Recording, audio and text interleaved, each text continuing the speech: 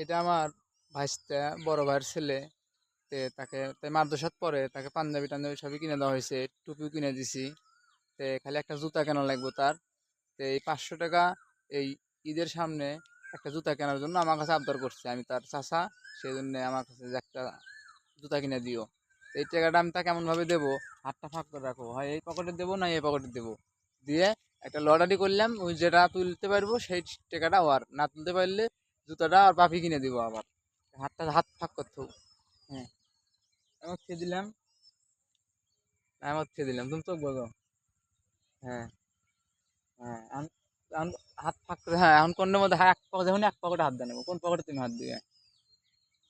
হ্যাঁ, ইয়ে, পেয়ে গেছে, পেয়ে গেছে, ওই পকেটে খুঁজে ওই পকেটে পেয়ে গেছে, পেয়ে গেছে। 500 টাকা আমার হয়ে গেল।